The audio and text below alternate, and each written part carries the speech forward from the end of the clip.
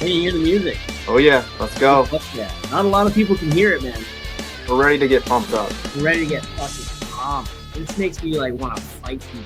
Let's go, man. Run through a brick wall. Just like the Kool-Aid guy. Yeah. Oh yeah. Yeah. Need some spinach and we can be Popeye too, right? Like we can, you know.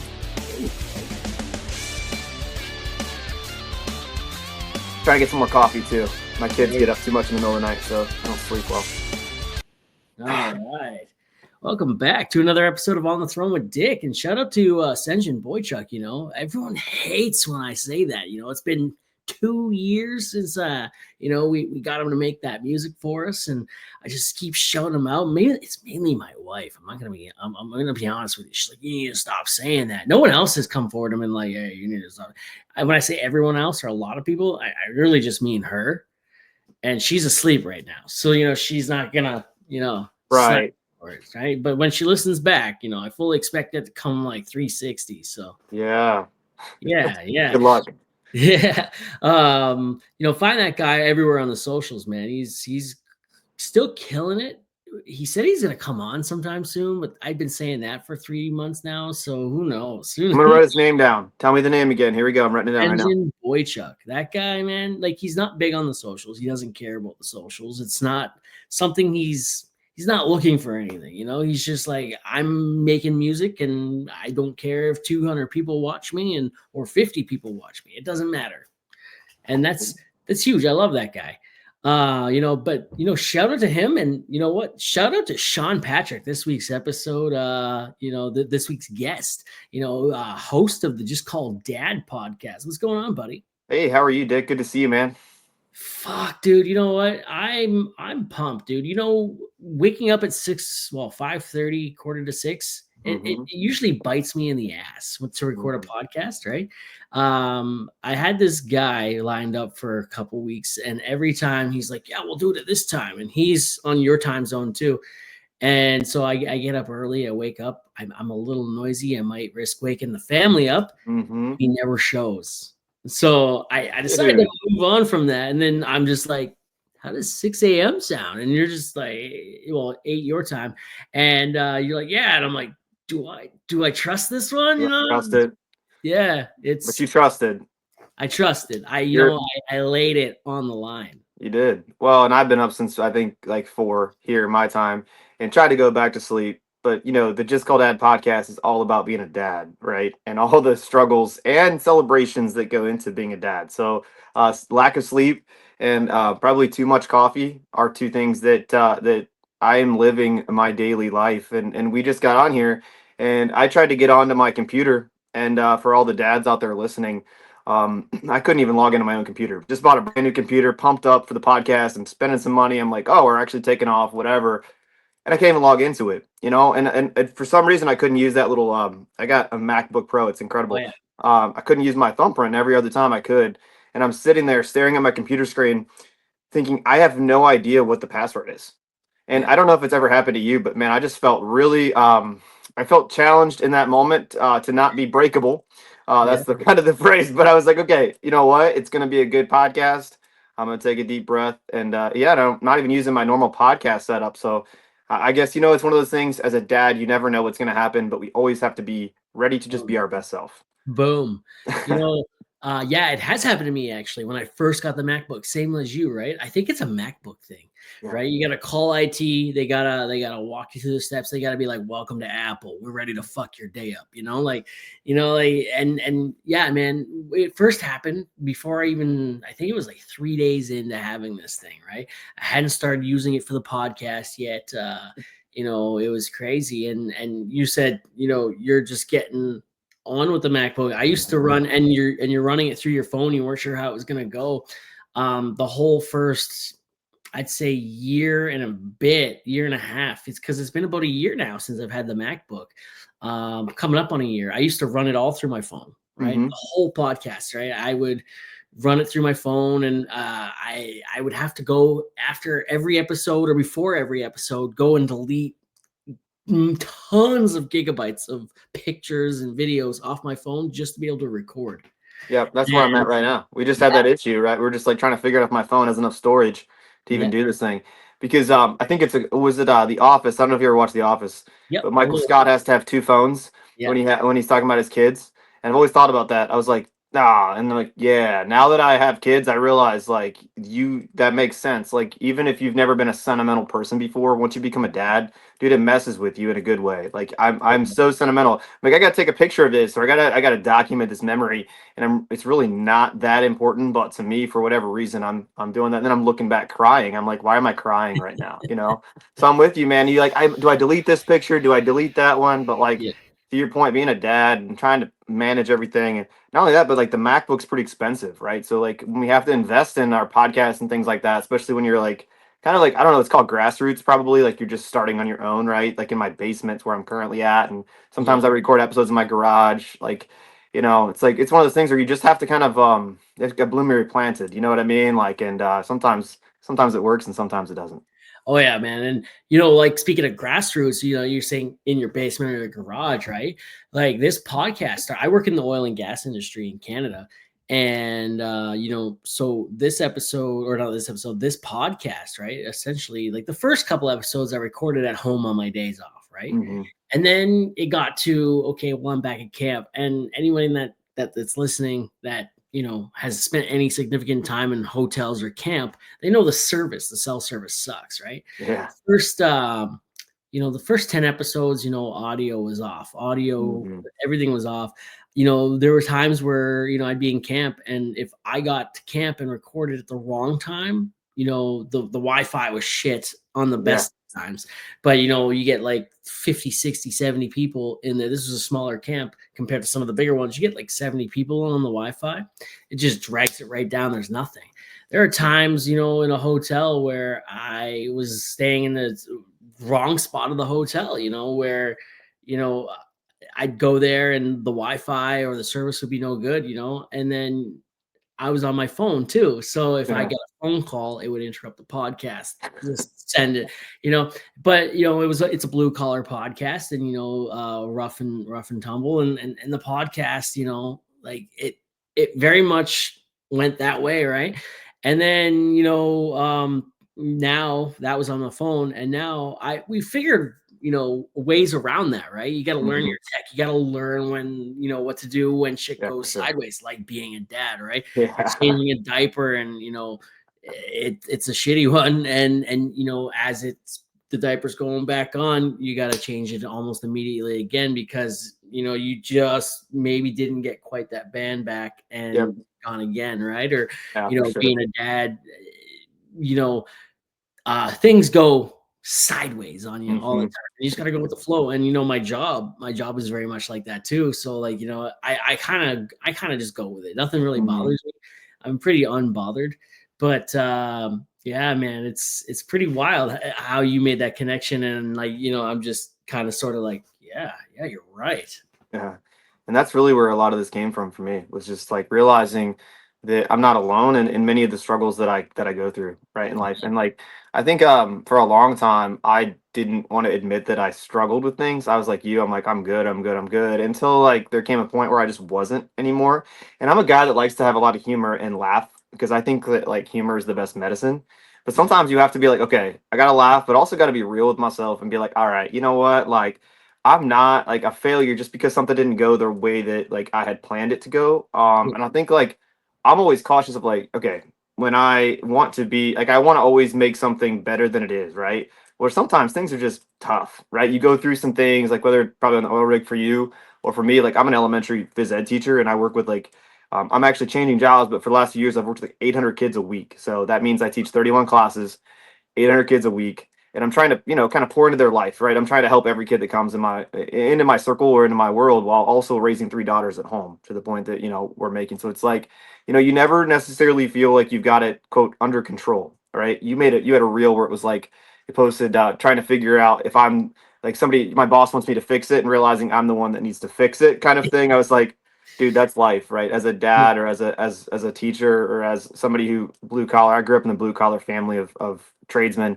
So it's like I'm the one that's where actually just call that came from. As funny as that is, like it came from calling my dad, because he fixes everything in my house and helped me through something. So like, you gotta have somebody to call, but sometimes you're the one to call, right? Yeah, man. You know who I call when shit goes wrong? My wife. My wife, all the tools in the house belong to her. The That's barbecue classic. belongs to her. She's a stay-at-home mom, right? And like I work away. I'm gone for, weeks, months at a time, and I there has to be someone here to keep the fort grounded, right? And the kids and whatnot.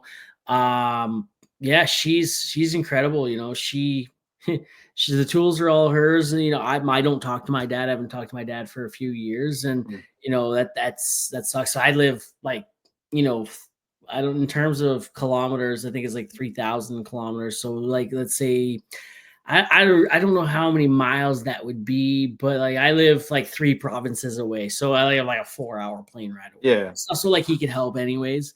But yeah, we've lived pretty far for quite a while, right? So, Mhm. but he wasn't someone that I could count on That's right. anyways for Yeah. a lot of things. So, it's basically just been her and I, on our own for 20 years, pretty much just, rolling with the punches and what's the word I'm looking for there? We've been improving life, Yeah. I yeah, Navigating. I like the word navigating there yeah, because like navigating is good. Yeah, we've been because like you don't know, like we don't have a roadmap for life, do we? Like we don't have like a like you know what I mean? Like when all these dad books and like sometimes you see like dad accounts out there like follow my 7-step plan to like yeah, greatness or whatever. And I'm like, if I followed that 7-step plan, I think I'd potentially pull every muscle in my body and like not like myself by the end of it. And like same with marriage and different things. Like, man, it's just about navigating life. And like when you're on the ocean shore, seas, it's not like you're on the shore just sitting there relaxing like as yeah. a dad, as a busy professional, like dude, well done on shouting out your wife. That's absolutely right, man. I think relationships and conversation are the greatest tools to unlock the version of ourselves that might be hiding inside. Absolutely, man. And, um, yeah. Well, my wife, she's we've had a bit of a rough year though, right? So like I've been diagnosed with borderline personality disorder this year so far, and that's on mental health. It's Mm. June, right? So Yep. it's Men's Mental Health Month and whatnot. But that can't be easy on her. The last Right. 20 odd years, she said she knew something was Mm. up, right? Yeah. Because my grandmother said my dad's got something, my grandfather had Hmm. something. And my grandmother told her like, hey, don't tell him, he's got to find out on his own, and you might Yeah. scare him, right? And this year was a good time. I was kind of like spiraling a little bit, Mm. with my schedule, being a dad and whatnot. I don't know if you know anything about borderline personality disorder, but it's quite scary. You're living rent free in your head all the time, right? And Hmm. I had no idea what that was, right? And anxiety. My wife's got severe anxiety, and I used to just not make fun of her about it, but like Yeah. not help the situation Mm. any. And it comes to turns out I also have anxiety. Some of those Yeah. things that like I Yeah. was experiencing, that's anxiety. When you step back and you watch, right, man, I was Mm. anxious in that moment. I was Yeah. anxious in this moment, right? Yeah. And borderline personality disorder, man, is crazy. And I think about my kids, and like how I want to be way different for them than when Yeah. my parents were growing up. And we had a bit of a rough year, and so I've been in therapy a lot the last couple months, Hmm. and learning a lot of stuff. And my therapist is like, man, this is what this sounds like this, and Hmm. write this down, and then go talk to your wife about this. And my Ooh, wife's like, beautiful. yeah, that's all I've ever wanted. It's like, wait, what? Like Yeah. that's crazy, and it also coincides with I broke my ankle at work 3 months ago, right? So I broke my ankle, and I've talked about this a couple times in the last couple weeks, but a painful moment that could have brought me down. Right. I got to watch my daughter ride a bike without training wheels for the first time like a week ago, right? I got to go to my youngest daughters. I got to go to her play school graduation, and I'm Mm. witnessing all this stuff and being a part of all this stuff. Working away, I don't get that, right? I Right. come home for 7 days after a month on the road, and I miss a lot. So it's been a pretty crazy experience. Yeah, and I think just to pause there and say congratulations on finding help because I think that that's the point that I've navigated to, because in life we sometimes chase after so much, right? Like I'm a chaser. I like to chase after things. I like to have a goal. I like to get things done, right? But like when it comes to, I'm also somebody who has been able to understand what anxiety and panic attacks look like. When it comes to those things, there's no chasing those things. They chase you. And so Oh shit. that's where I've been navigating. That's actually where the Just Called Dad podcast came from. It came from a panic attack. So I was having a panic attack. I didn't know what it was. I was stressed out at work. I was stressed out with my body. I was having weird physical symptoms, like my muscles would cramp. I would seize up. And I'm a dude that like to be fit, right? So like I would run a half marathon. I just ran a half marathon for my daughter. We'll talk about being in the NICU. It was a half marathon at the NICU where she was, and so it was a special moment for me. So like I had just done that. Like I'm like I'm good. I'm tough, I'm fit. And then all of a sudden I was walking in, I'd felt weird, and I was walking in to pick my daughter up from school. A pretty routine thing after teaching 7 classes and about 180 students that I usually could do fine. And all of a sudden the world stopped. And I talk about this moment a lot, and the world stopped on me and I couldn't move, I couldn't function. And I went, that was an interesting moment. I remember crawling my way into a bathroom stall, nobody around, nobody could see it, and saying to myself, you're going to die here. If you die here, what legacy do you leave? And so I was really thinking about it. And then I came back to, as weird as it is, Dick, I came back to in my truck, sitting there with my daughter in the back seat, not knowing how we got there. And I said to myself, okay, Sean, you need to get help, because you have been helping everybody else in your entire life, but you haven't helped yourself. And so I realized as I went through that process that anxiety and that panic live in a really similar space in your brain to competitiveness or competing. It's actually a very similar thing. And so, so anybody out there that's like resisting getting help or therapy, do it. The point of the Just Called Dad podcast is creating a resource bank for dads, but anybody really, who could watch a video and watch something and say, you know what, like I'm gonna go seek the help that I need. So I want to be a connective dot for people to know that they're not struggling on their own. People like yourself and people like me who have tried to tough it out, because in our generation, I don't know how you were raised, but I have really good parents and a different experience. But my dad, had a different experience. So he tried to make, it's like a generational cycle, like you talked Yeah. about. And so Yeah. my dad tried to better that, but we didn't talk to each other. Like my dad and I didn't like sit down and say, hey, how you feeling today, bud? No, he went out and he beat me in basketball, or he went out and he had me work with his with my hands. He would have me do electrical work and climb back in a little hole that nobody wanted to go in, and there were spiders and things. And that's the thing. And so like that was his way of coping with the condition that is anxiety. And for me, my way of coping was I'm going to help everybody possible. But then what I realized is there's a convergence point, and you realize it too. I got hurt. I didn't realize it was I had an injury. I had an emotional injury, a physical injury, and I also didn't really understand the pressures that I was putting myself in day out. So yeah, anybody listening to this that's like, you know what, like I'm good, I'm good, I'm good. I'm gonna tell you something. There's gonna come a point in your life where you're not. And Yeah. so who are you going to turn to? Or better yet, what are you going to turn to? And I refuse to be, there's alcoholism that runs in my family. There's different things that run in my family.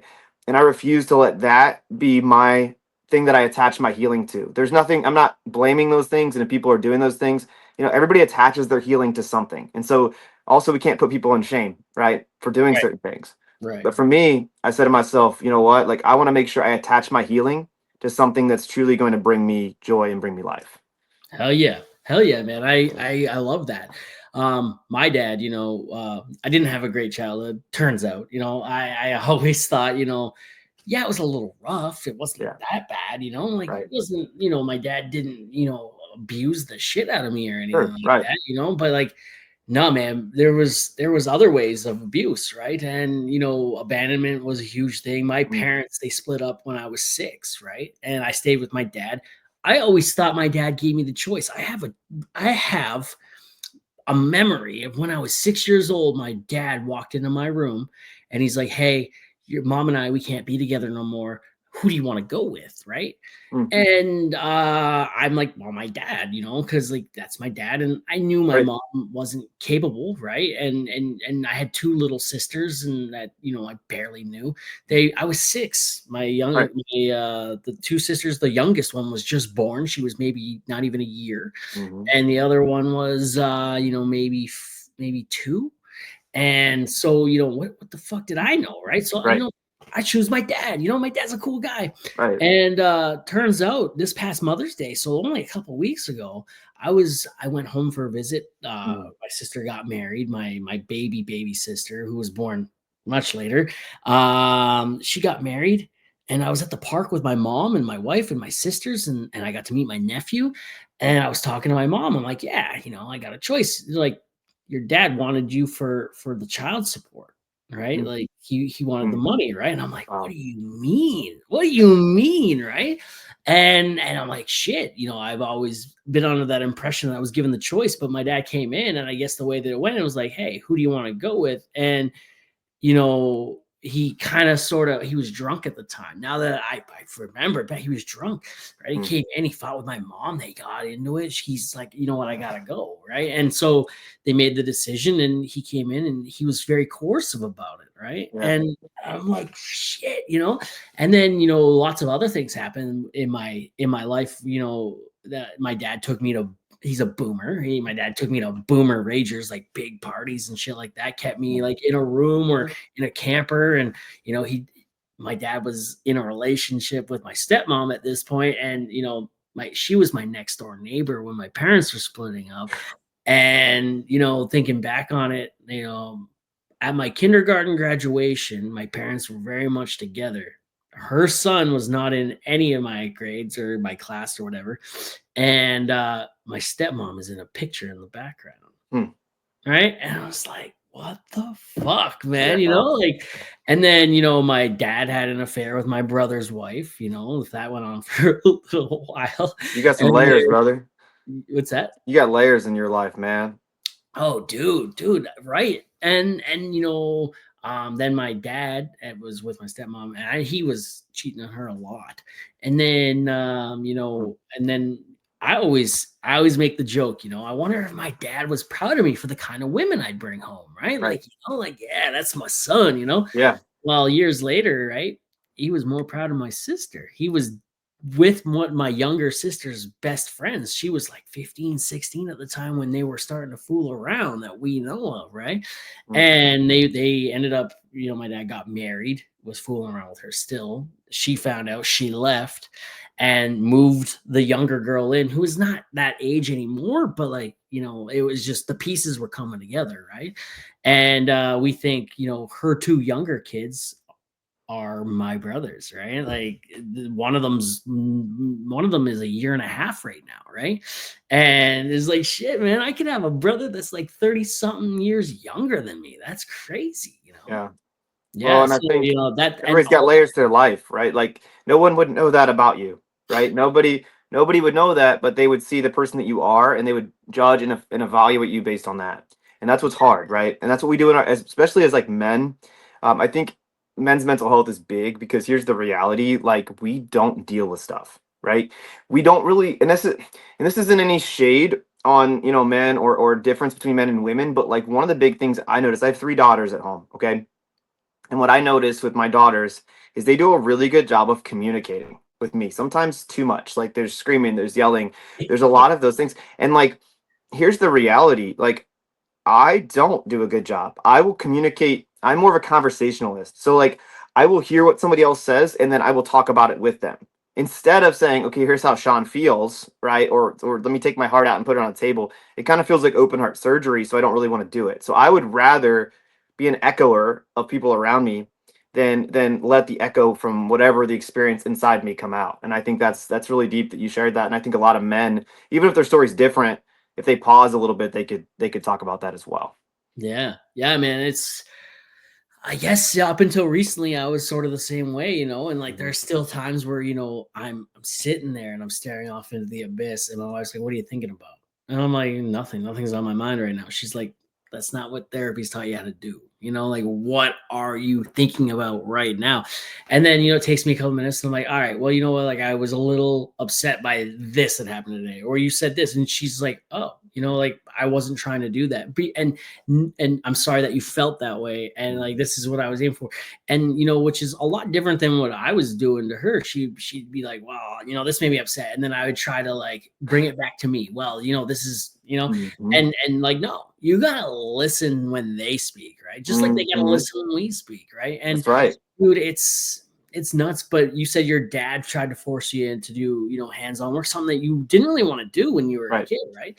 Right. My dad, he would sink his feelings into his work too, right? He owned Mhm. his own metal roofing business, and he would pick up jobs on the side when he wasn't doing that. And when we were a kid, we were on welfare. We were poor, right? And I think I was about 9, 10 when my dad, he met someone that, paid him $10 an hour to drive him to and from work, and he taught him this trade. And then my dad, like, oh, okay, and he learned it quickly, and then he started his own business. And my dad was Mhm. self-made, like he made really good money, right? Blew it all, right?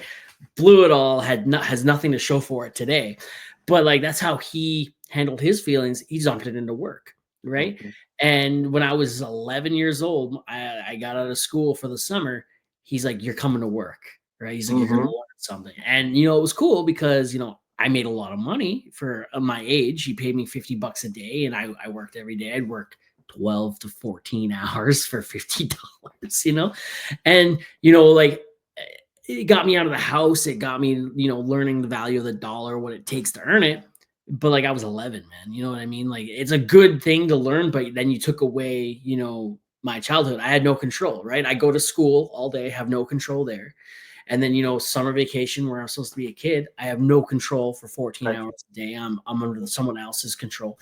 And then, I'd go home, I'd live under his roof, his control, right? And, he said to me one time, he's like, "Well, you're not a worker." He's like, "You're not going to be a worker, like Mm. you're just not that kind of guy, right?" And what do I do now? I work over 100 hours a week. You Yeah.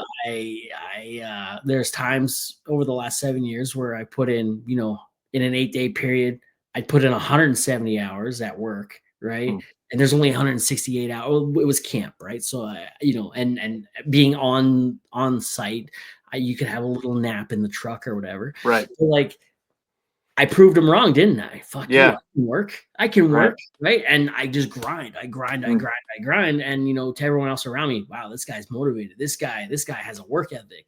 Well, is it that, or is it? I hear my dad say I'm not a worker, and I'm here to Mm. prove him wrong, right? And there are times where I'm out there working, and 12 hours has gone by, and I haven't taken a break. I haven't come out for food, or I eat my food on the go, right? Well, it up until about 2 years ago, I stopped doing that 2 years ago, right? I was like, "You know what? Like, I need a break. I need to eat. I need to drink." Mhm. Because at 12 hours, yeah, everyone's like, "Oh, man, that guy goes," you know? Right. Well, and my body's falling apart, right? I'm 100%. not I know. nourishing it during the day. I'm not taking a break, right? So, Mhm. come out and and my coworker's like, "Hey, don't be Superman. Go Right. take a drink. Go get something to eat. Take a rest," Mhm. And so I started doing that. And what I found was nobody's watching me.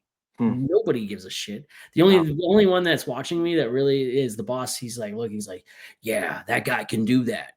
And because he's shown me he can do that, he's gonna do that every day. Right. And so, Right. there was things like that. And then 7 months ago, 8 months ago, I got a new job. And right. So I got that. And there's a lot more, hey, go take a break, man.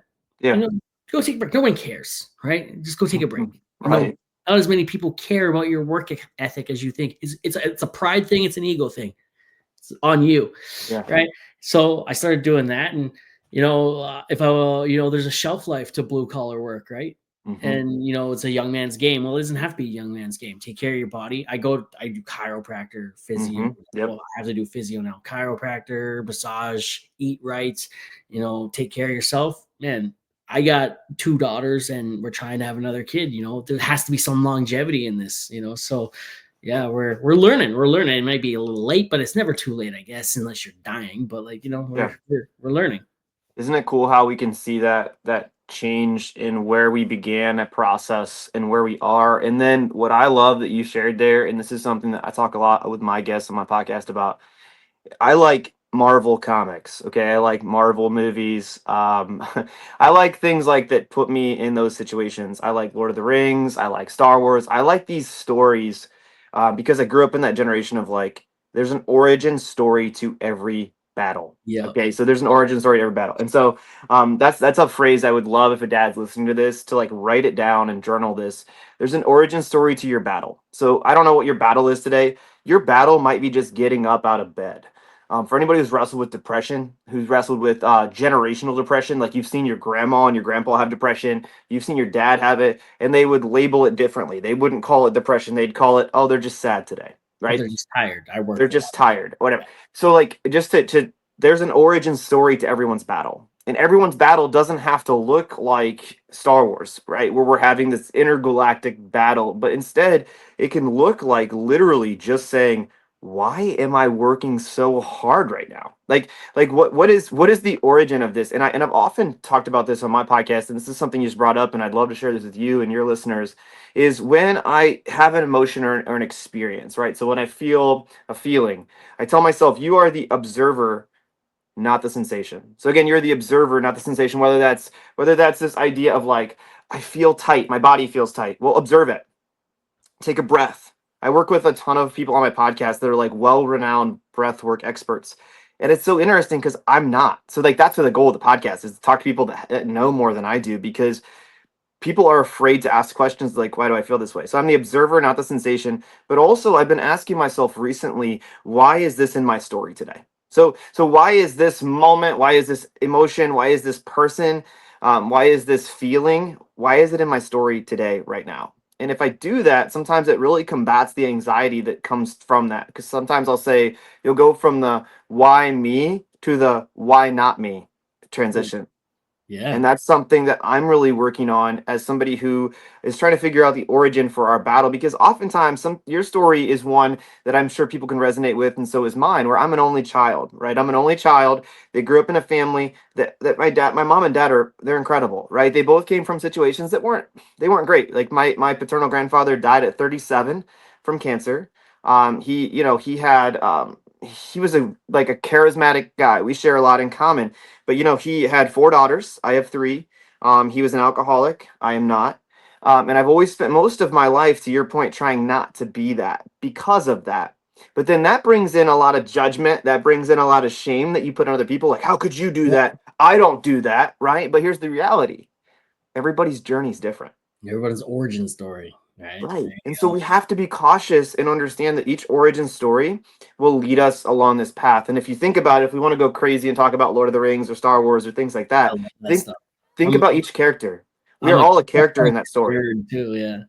Like, I mean, I might not be Frodo, right? Like I might not be, even if I want to be that, I might be another character in the story, right? Let's hope we're I'm not more like Smeagol, Gimli right? myself. But you know what I mean? You understand what I'm trying to say. Yeah, I'm more like Gimli myself. I'm short. I got a beard. I try to be funny. I Yeah. got an eye that's lazy sometimes.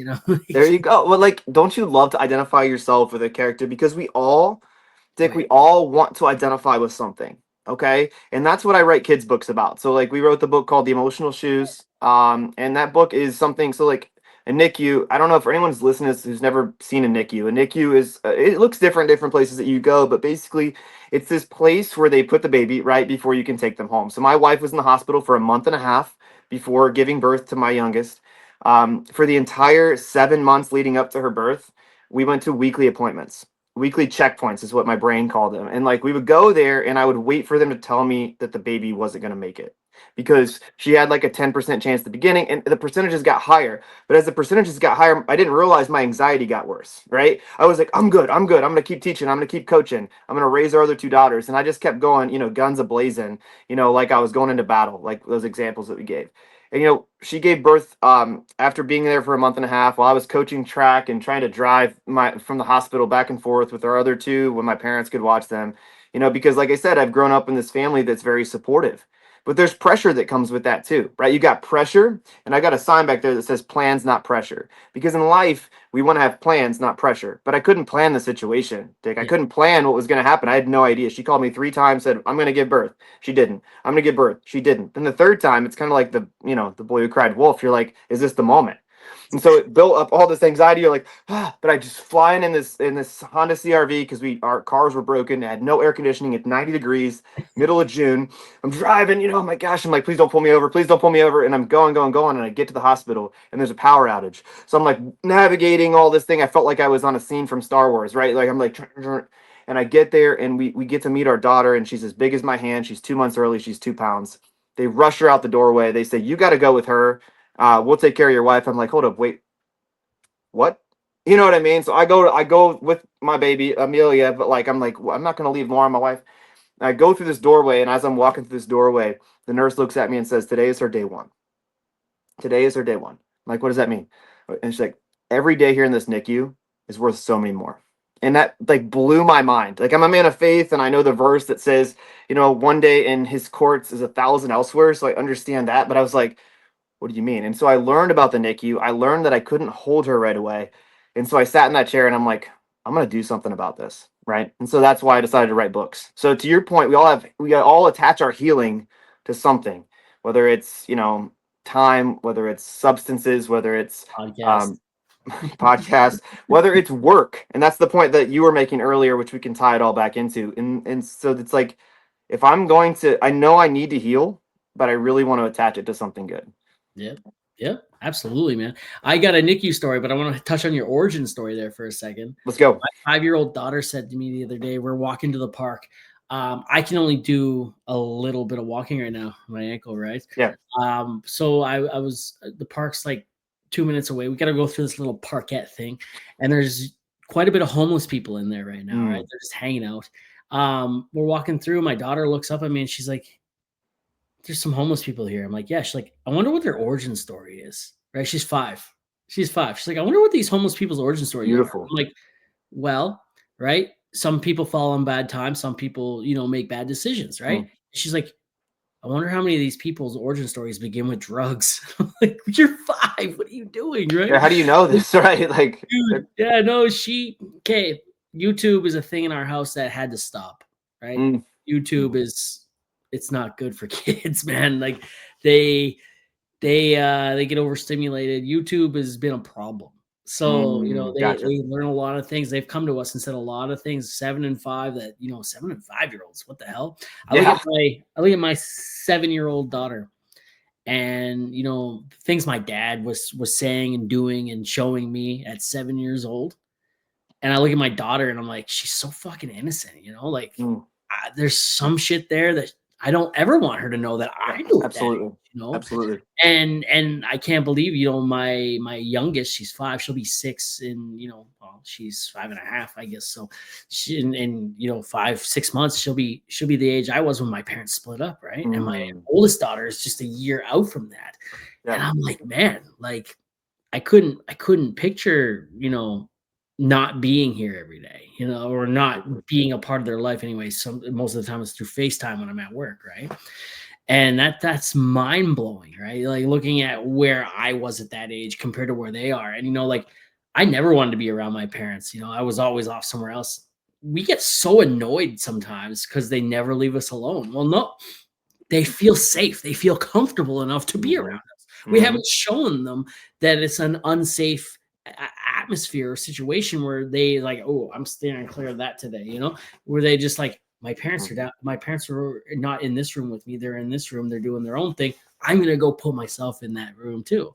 And I Hmm. love that. It's taken me a long time to realize, my wife brought it up like, yeah, we're their safe space, right? They Mm. they they want to be around us, right? And that's huge, dude. I love that.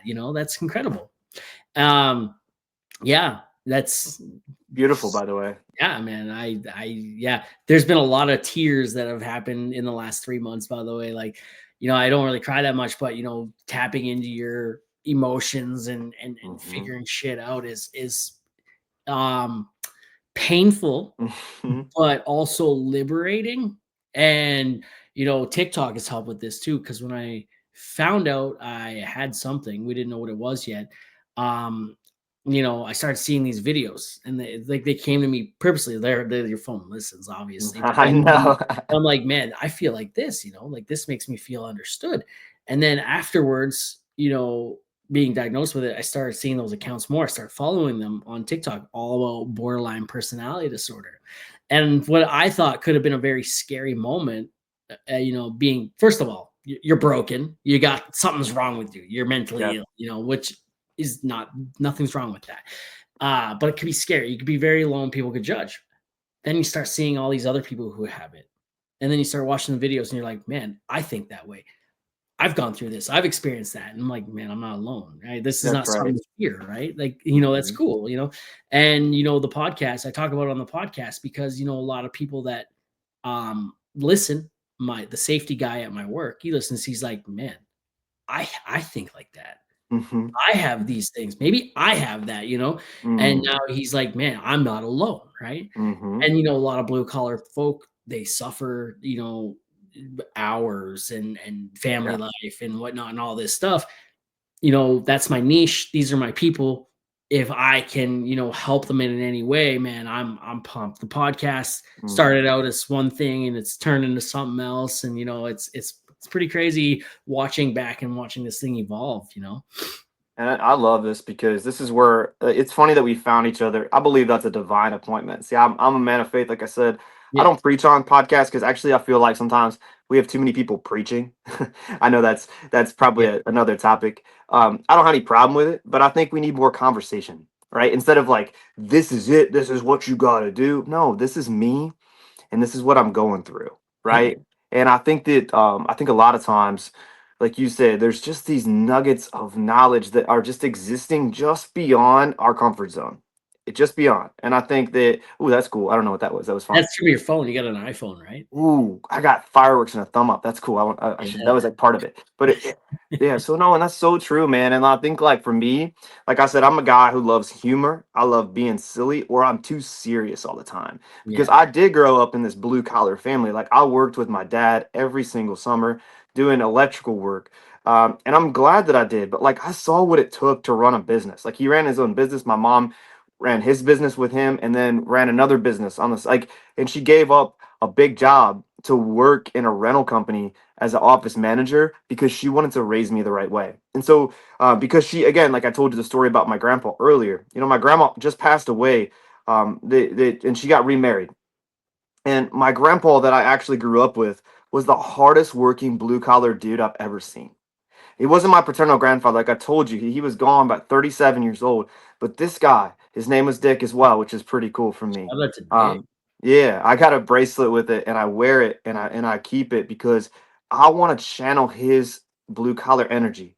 Hold up. You got And some dick around your wrist? I do. I Cool. do. I don't have it on right now. I should have worn it, but it's over here. It's a silver bracelet and it's got his name on it, engraved on it. And so, Nice. and That's that's cool. what you need to, that's your new like apparel line.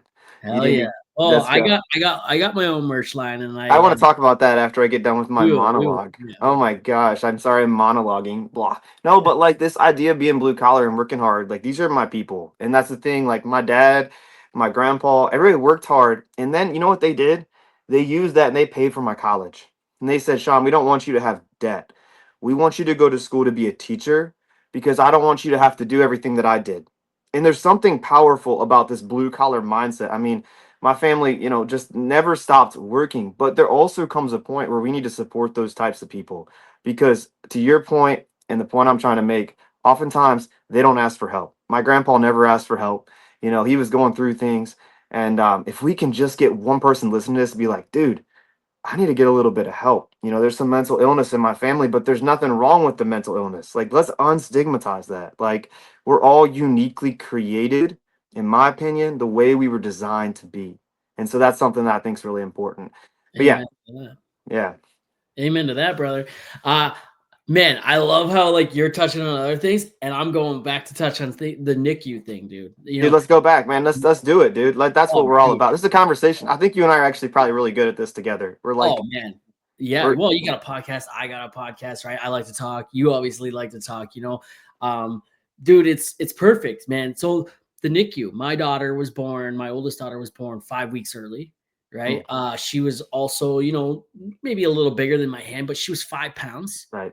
And our NICU, I don't know what yours was like, but our NICU, private room, Hmm. right? And not a lot of NICUs are like that. You're in a Hmm. room with like 5, 6 other Hmm. families, private room, crazy. I remember, my wife, I was actually in a job interview because, I was looking for another job, and I was in a job interview, and my wife's like, hey, she had to walk to the hospital. I took the car. What, but her work, she worked right up until the day she gave birth, right? So her job, her work was only, 3 blocks away from the hospital. Okay, got you. Yeah, So, and we lived like on the other side of the hospital too. We lived 2 minutes from the hospital, which helps that's with nice. Yeah. the end of the story here. But so she walked to the hospital. She was having hypertension and whatnot. It was time, right? And the doctor said, "You're not leaving here until this baby comes out, right? Like Mm, we're gonna induce it this weekend if we have to." So she texts me this, and I'm like, "Oh shit." I'm like, I gotta go. My wife's giving birth. She's in labor, whatever. And the guy, or I can't, yeah, the guy's like, "You don't want this job." I'm like, "Not if it means I gotta miss this, right?" And so, mhm. I still had a job, right? So it didn't bother me. So I get there, and we spent Friday night in the hospital, and they did the balloon thing. They tried to induce her, and you know, she wants to do a C-section anyways, right? So she's like, you know what, like C-section this, it's not gonna come, the baby's not gonna come this way.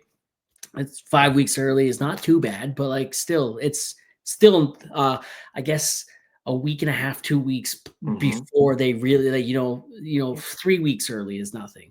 5 weeks early, still a little early, right? So we get there, in the morning. In the morning, she's like, "All right, we're gonna do it. We're gonna do it today, right? Like this is it. We're doing it today." She wants the C-section. If she wanted to wait to deliver it naturally, we could wait all weekend. But she said C-section, so it's coming. My wife's like, "You go get something to eat." Right. And by the time you get back, we'll be good to go. So I'm like, all right. So I go downstairs, I get a bite to eat. She texts me. I sit down. I'm just about to eat. She's like, "It's time." I'm like, fuck. I get up. I throw the food away. I go upstairs. There's still like another 2.5 hours, right? To go. And it's like, fuck yeah, like, so whatever, she comes out and she's really jaundiced and whatnot. And they're like, "Hey, 5 weeks, right to the NICU, right?" And so my wife, she had to go off to the recovery Mhm. room. They're like, "No, no, no, you're coming with us to the Yeah. NICU." You're But like, wow. I got to hold my kid, right? Like right Oh, away, right? So she's like this little baby, and I'm like, "What do I do with this what do I thing? do? Rip Yeah. this thing and break this thing, right?" My mother-in-law, she flew in that morning. She showed up like 20 minutes after the kid was born, right? It was cool the way that it worked, actually. And we're doing skin to skin, and this kid is wiggling around, right? And next thing I know, she's sideways and she's trying to latch onto my boob. Oh, oh no. I'm like, "Help, help." What do I Like, do? we're both confused here, right? I don't know what's going on. I couldn't move her back. I didn't know how, right? Like, she's just this tiny thing. We went to see Thor Ragnarok about a month later. It came out. Mhm. And we took her with us, right? We're just like, well, our life's forever changed. We can't just get up and go to the movies anymore, and whatnot. We're taking her with us, right? She spent 11 days in the NICU, anyways. Before I move on, she spent 11 days in the NICU. That NICU experience is, wild. You Mm, had a month and a bit in there. We yeah. had 11 days. When you're in there, you're like, my kid has jaundice and, just has to get over this and has a feeding tube in her nose right now. Mhm. Is tiny. You look around, this kid needs to Yep. have heart surgery. Yep. This kid's been in here for a year. This Yep. kid's parents don't come and visit him hardly ever. This kid is, living. This is day one, this is day two, this is Mhm. day three, right? And they're just Mhm. counting, okay, you survived another day. Yep. Beautiful, right? Right. We're just like looking around, we're counting our blessings. Our kid just has jaundice and is born 5 weeks early, like Mhm. she's born 11 days later, put her in the car seat. We're out of there, right? Some of those kids, I don't know if they ever No. made it out. I don't know how long they were in there for. They could have been in there for a lot long.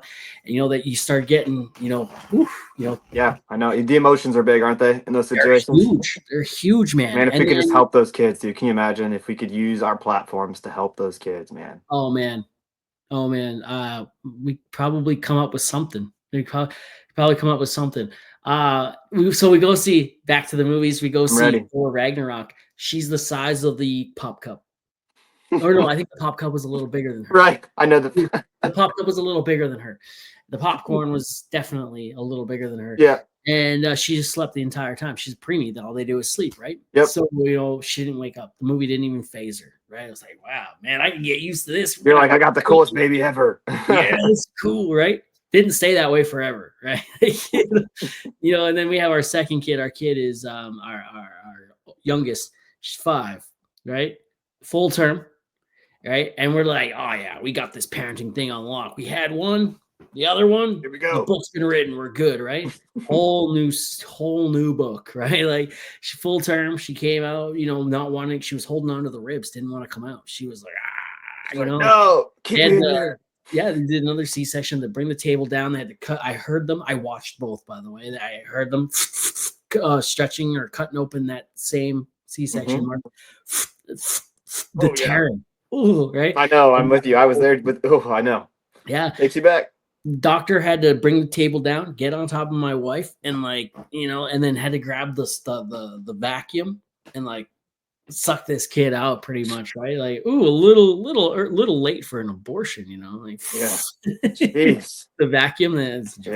Yeah. But yeah, no, yeah, she came out, man, and just a ball of fucking rage, just Yeah. a She was ball of, ready for the world, dude, but man, not. dude. When I tell you this kid, she's a COVID baby, right? Mm-hmm. Those kids are built different. They were formed, they were built, they were raised on rage, right? Mm-hmm. And these kids, man, oh my god, two very different kids. Um, yeah, makes me kind of nervous for a third. Like what are you Yeah. gonna get a mix of both in a third? That's interesting. Our middle girl, like she gets up early. She was up with me this morning, and she's like, we call her 0 to 60. So it's like a Yeah, Talladega Nights reference, like when you're driving, if you ain't first, you're last. And then at the yeah, end, he tells first her, or last, Ricky Bobby. at the end, he says, "Well, no, you could be like sixth, seventh, eighth, whatever." Well, my daughter doesn't understand that part. She's just, if you ain't first, you're last. You know what I'm saying? My Yeah, feet hit the floor, and like I swear to God, she's right there beside me like this. I'm like, the okay, what in the world just happened? Like it's 5:30. How did you know? If I get a 5:30, 4:30, 6:30, she's right there. You know what yeah, I'm saying? But yeah, she's just like yours, man. It's like, but at the same time, I don't think my life would be the same without her in a very, very like bad way. I'd be terrible. She has refined me yep, because like when she's having a meltdown or screaming at me, I'm thinking to myself, ooh, maybe I see a little bit of myself in there. Maybe, maybe I need to navigate. Maybe I handled something, and she's just expressing how I need to work on myself. It helps to refine us, doesn't it?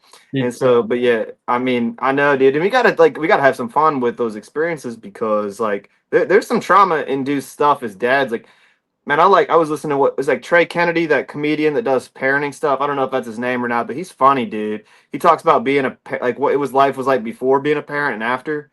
Dude, it's spot on, man. Like we need to enjoy these experiences because there's some stuff inside of it that's not pretty. You know what I mean? But Yeah, like yeah, we can enjoy those experiences, and each one of our kids is gonna refine us different. So I can't wait to hear about when you do have your third, how that happens. Because our littlest one, man, she's I thought the middle one was tough. The little one's she brings some energy. You know what I mean? man, that scares me. That scares me.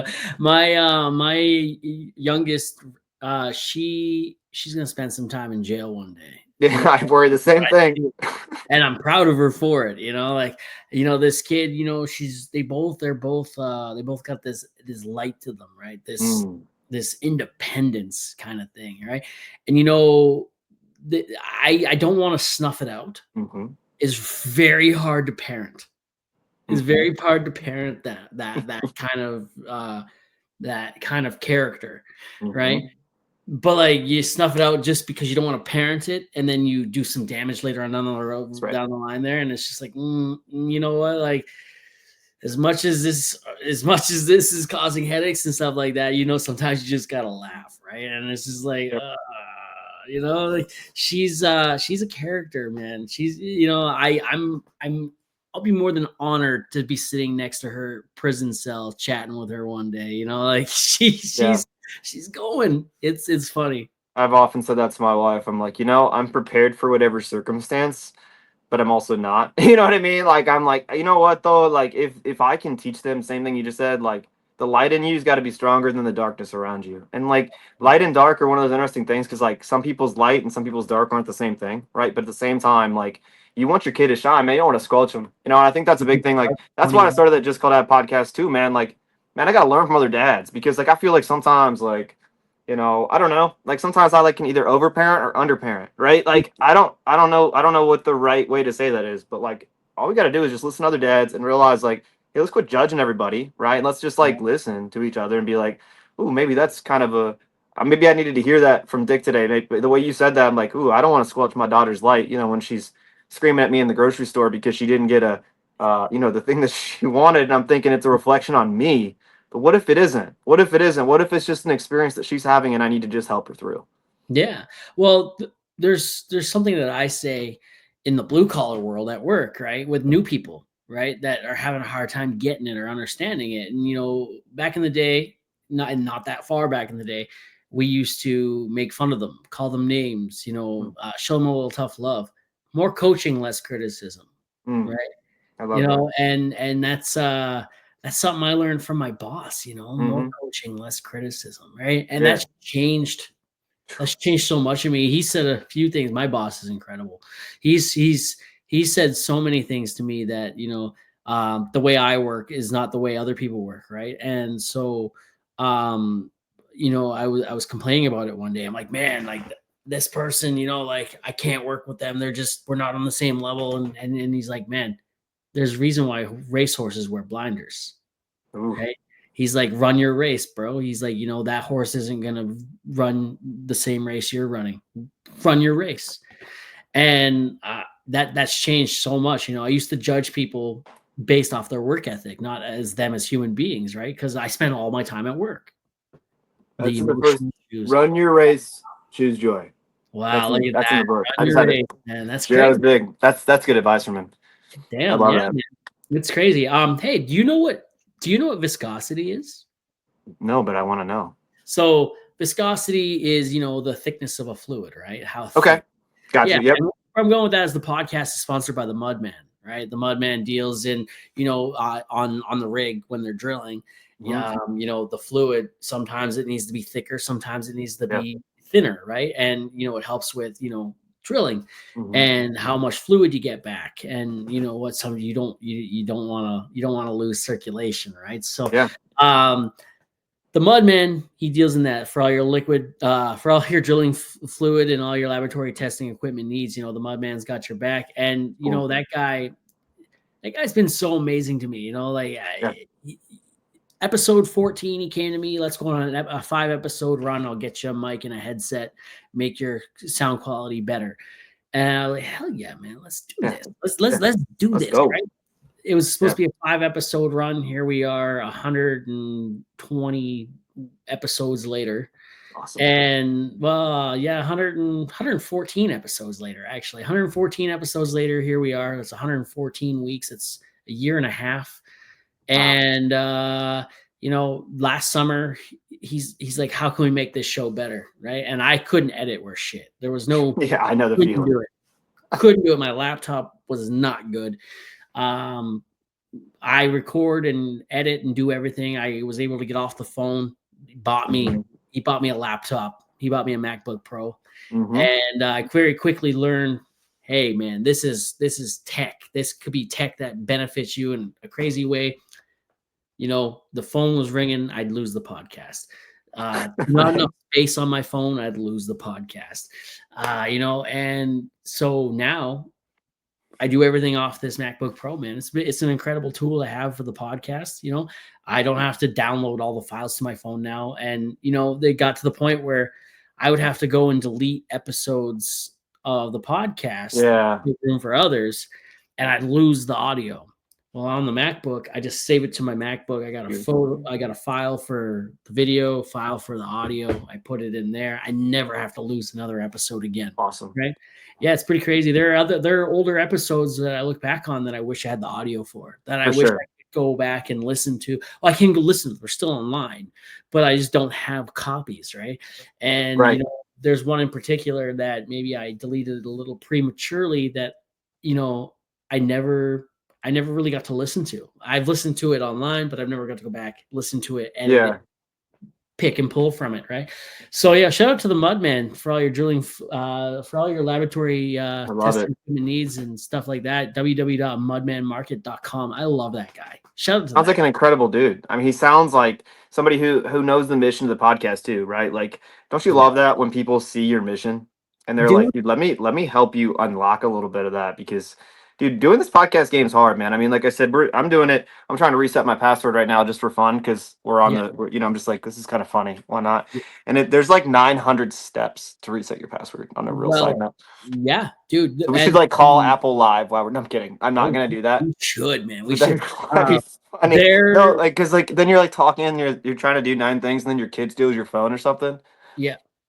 You know? Copy paste on the MacBook, you're gonna find out the MacBook's keyboards and whatnot. You know how most computers, like your X and your minimize, are off on your top right hand, while the Apple's on the top left hand, and they disappear. And dude, the Apple's incredible. Have a lot of fun with it. You're gonna have iMovie on there. You're gonna have tons of things. Garage Band, you're gonna have tons of things to help your podcast with editing that already are there. You Mm, don't need to go looking for anything that's else. cool. Yeah, man. Well, and speaking of the Mudman, you said you sounds like he understands the mission, man. I had a guy that on the pod. Well, I didn't have him on. I had a guy in mind for the podcast, but I couldn't find him anywhere on the internet.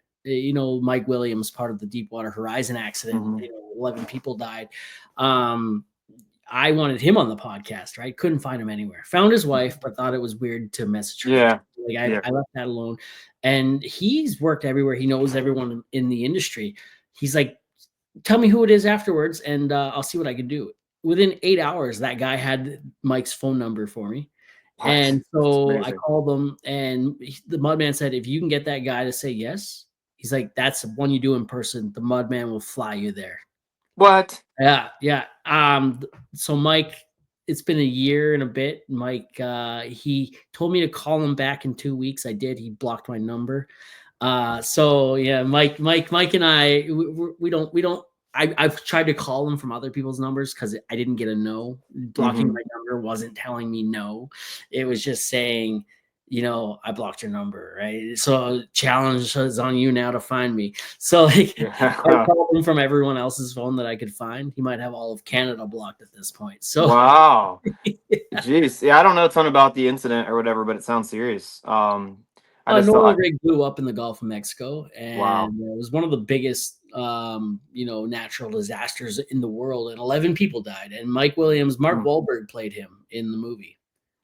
Okay, I need to see this. Okay, wow. Geez, Yeah, that's kind of serious. That's kind of big. it's called Deepwater Horizon. Is it I called feel like Deepwater? I've heard that name. I feel like I've heard that title Yeah, before at Deepwater some point. Horizon is the movie. Yeah, it's a fantastic movie.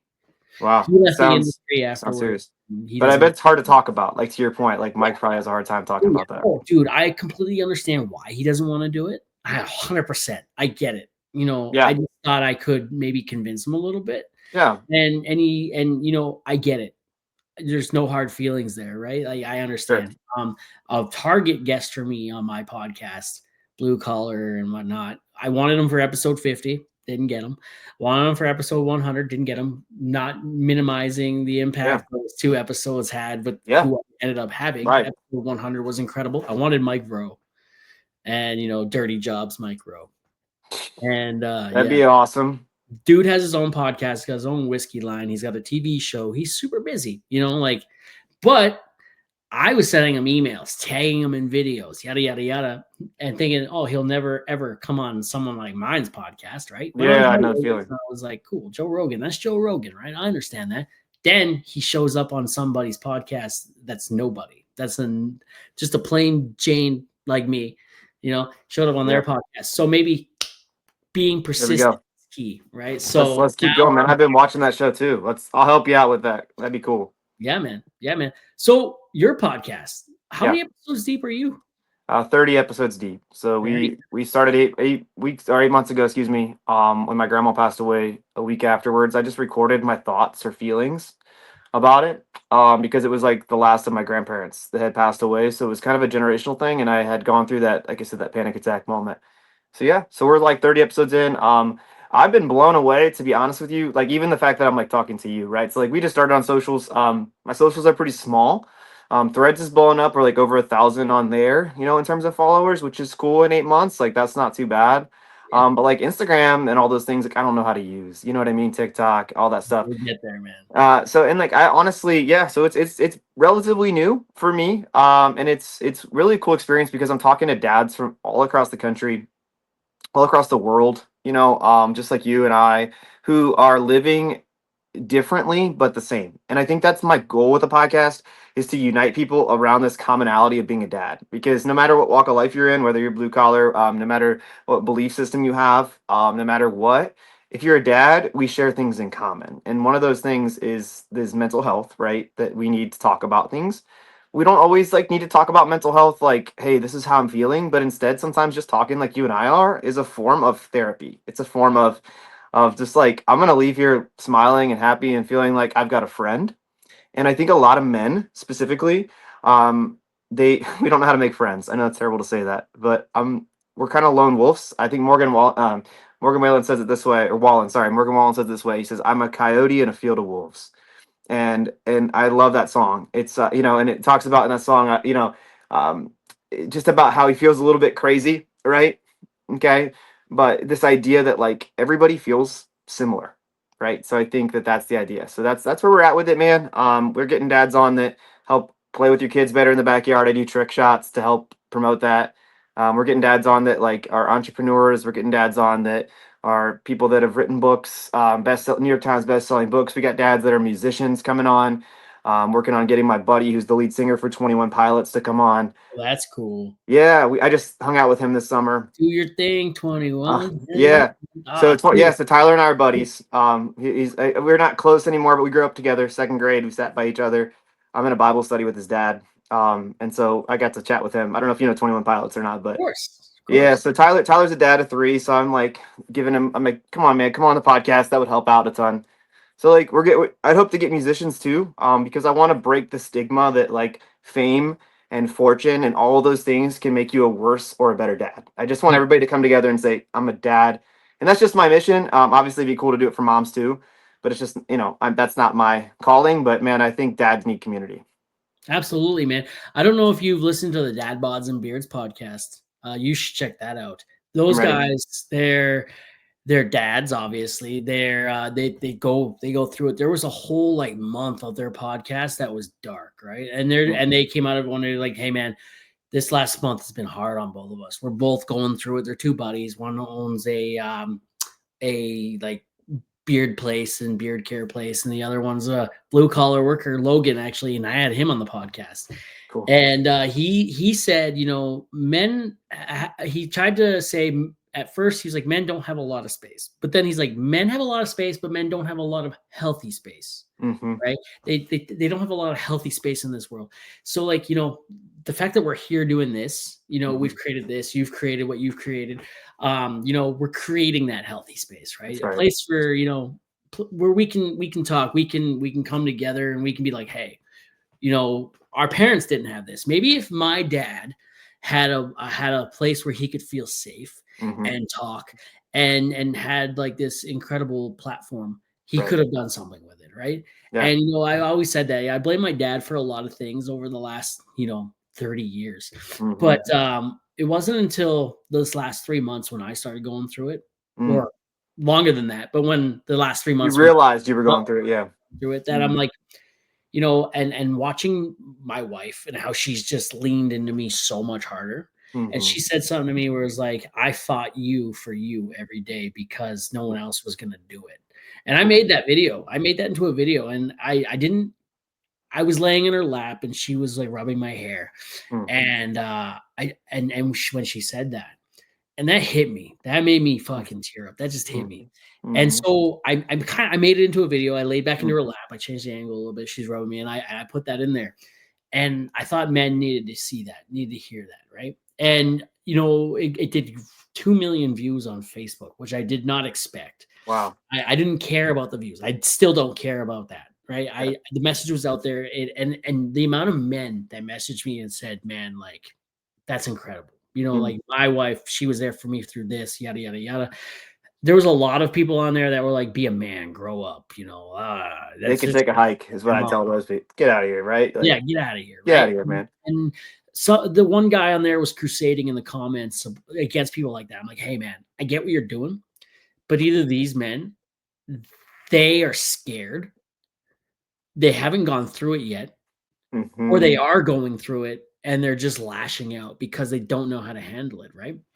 And back to my original point on that is, Beautiful. if my dad had someone like my wife to lean into him, you know, I think my dad was discarded way too easily.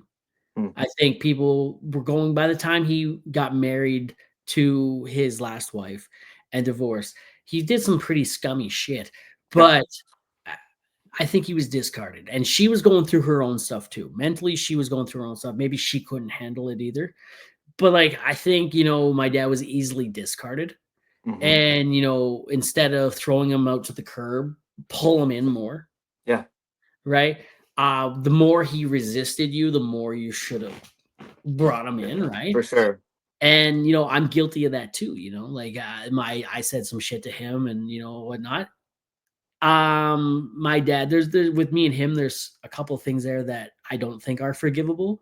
Sure. So, for me, it's boundaries and putting that there. I have a family that I gotta protect, right? So, like, you know, my yeah, I don't foresee there being anything there for us in the future. But like, there are people there that he doesn't have that kind of relationship with that, Mhm. I think, and who knows what he did to them too, right? Sure. So maybe they're also setting healthy boundaries. But I definitely think that, before it got to this point, there was definitely another path that could have been taken. So Yeah. What if vulnerability is the greatest form of masculinity?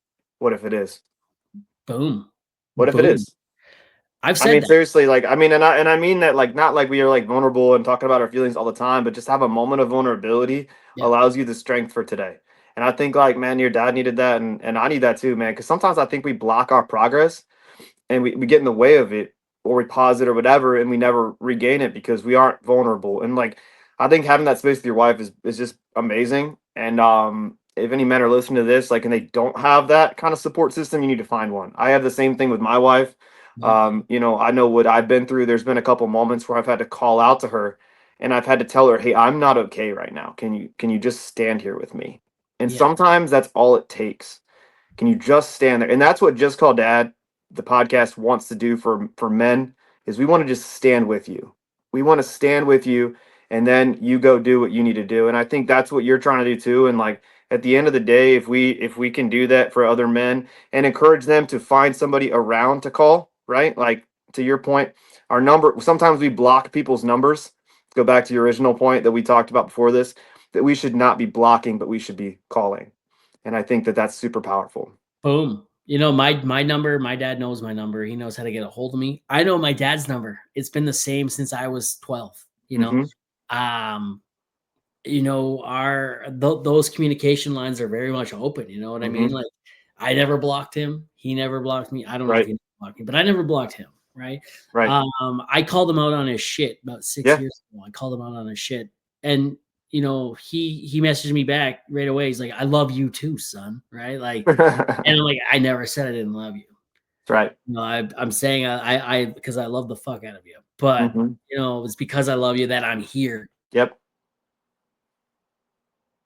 Hmm. Turned my back and walked away. That was the last thing we said to each other, right? So it's it's pretty Powerful, man. pretty powerful, man, and he's done some shit, but and just my childhood there, I said this last week, I recently went on a road trip. We went out east. My sister got married. We drove out there. We drove through the states. We came down south through Canada, and then like where we're at in Canada, we went through the US, Hmm. Minneapolis, Chicago, Detroit, went up, came over, took my kids to the water park capital of the Hmm. world, took them to Peppa Pig land in Detroit on the way Nice. there.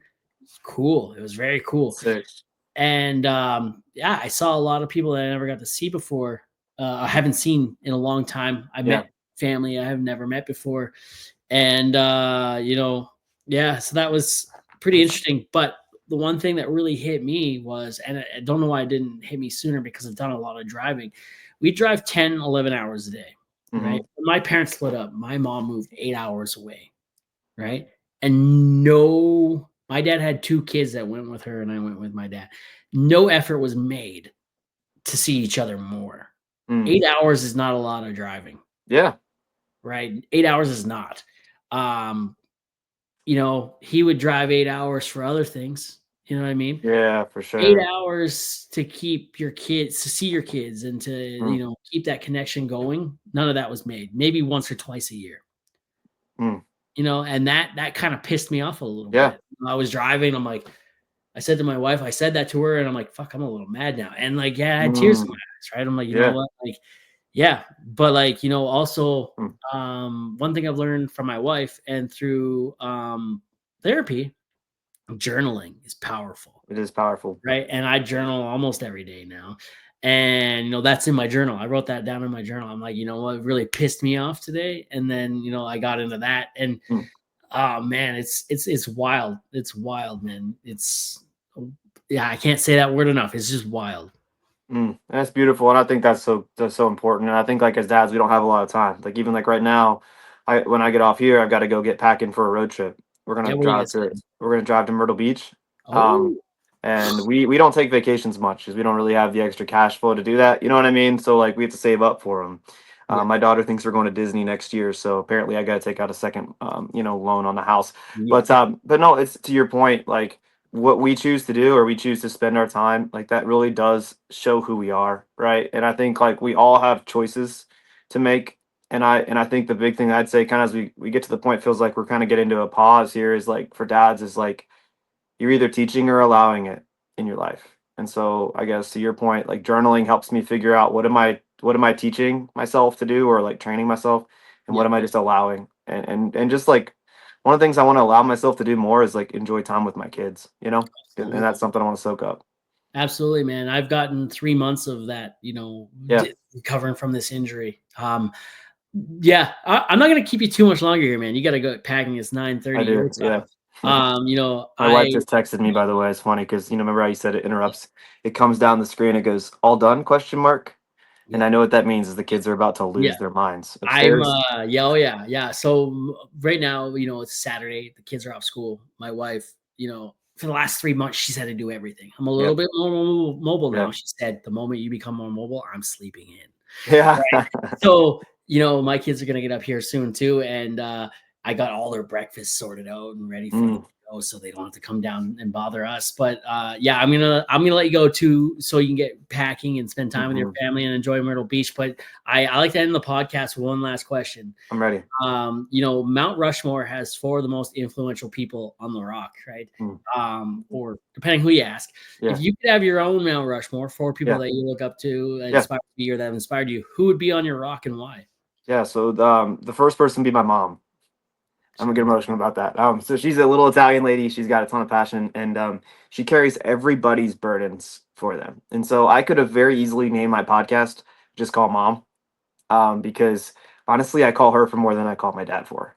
But my dad, I see a lot of myself in. So it'd be my mom would be the first person that would be on there. There's something special about being an only child and being having a mom that supports you. So that would be the first person that would be on that. And that's kind of crazy because a lot of my people on Mount Rushmore are females in my life. So my grandma would be the next one. So losing my grandma derailed me because she would call me out my whole life. She didn't let me get away with anything. I mean, she would say things to me that hurt, and I'd be like, "Oh, but like I loved her." She'd drive 40 miles per hour around a curve, blaring George Strait and telling me that's how you drive, while the sweepers in the back, because she cleaned houses, be flying and banging around the back of her station wagon. But like she loved me and she was at everything. So my mom and my grandma would 100% be my first two people that would be on that. And the next person after that would be my wife, right? Because now all of a sudden I have my mom, my grandma, but now I've got this stable woman in my life that is my balance. She's my steady, and she's the most important person that's on there. And the last person is all my daughters. They're all going to be together in their little faces. And so it's crazy because I think sometimes we live in a world where I think there'd be men on my Mount Rushmore, but the women in my life are there. And my girls, man, they teach me every day how to be more patient, more I feel that. and I feel and that. so that's my Mount Rushmore. And I tell my dad, sorry, you didn't make the cut. You know what I mean? And someday, like I it doesn't, not in a negative way, but like, man, he's my, we're closer now than we've ever been. But yeah, that's my Mount Rushmore. And so like for me, like my wife is the center of that because she's taught me what it means to be patient. She's taught me what it means to listen, and man, seeing her go through what she went through, to give birth to our girls, number one. But then with this experience, like if I were have been the woman in that situation and gone through what she went through, dude, I'd be a mess. Like I wouldn't have survived. Are you kidding me? Like, Yeah. are we serious? And so like, dude, I was blown away. So that's my Mount Rushmore, and I know they're all females, but I think that's a shout out to the Hey, women man. in my life. Whatever. Good for you, man. That's huge, dude. Thanks for coming on, bro. Yeah, Like this is, as you know, it's probably your baby. This is my baby now too, right? And yeah, it takes I get nervous to record, right? yeah. I know. Like, do I want to do this? Yeah, And I get nervous to record. It's been 2.5 years, man, and I'm still that way. And then I get excited on podcast release day, and I'm like counting down the hours. There's like 8 hours, there's 4 hours, there's two. Here we go, and I can't wait to share that link out. And then yeah, I don't care about numbers. Like the yeah. podcast does really well, but I don't care. Podcasting's a long game, right? You're in it Yeah, it for a is. long game. Shout out to Harbinger, who when the numbers are going down, Harbinger showed me a couple months ago now. Someone follows me on TikTok. She's coming on the podcast, by the way, but Great. she showed me, when the numbers start getting a little stagnant, Yeah. all you need to do is tap into another group of people that haven't Yep. heard the podcast yet, Yep. and then it takes off again, Yeah, it right? does. The That's right. podcast is there forever. It doesn't need to be a rate. It doesn't need to be a success right now. No, it doesn't. It's an Someone's investment. gonna find it, share it, listen to it. It's like anything, right? Hmm. You're watering it, and you're gonna watch that plant grow. And It's yeah, it's beautiful. like raising children. Yeah, man. Man, thanks for coming on, dude. You go enjoy your trip to Myrtle Beach with your Yeah. family, and you have a good one, man. Hey, you too, man. Thanks for your time. I love Yeah. this. I love your energy, man. All right, yeah, and I'm gonna send you a list of podcasts to listen to on your drive or when you get the time, because you probably listen to fucking kids music or having chats. Melon and Disney Princess, but I can sing a really good rendition of many princess songs. We don't need to do that now, but you and I could probably do that on another. We could duet, I'm sure, with all we have. Oh man, we're gonna get we're Let it gonna go. We could we'll let it do go. another episode. We'll do another episode of the podcast of just us singing. People are gonna be like, yes or no. We'll just see. Just Disney songs. I'm in. Just straight up Disney songs. Yeah. All right, man. Hey, I'm in. Sean, stay All right. frosty, brother. We'll do.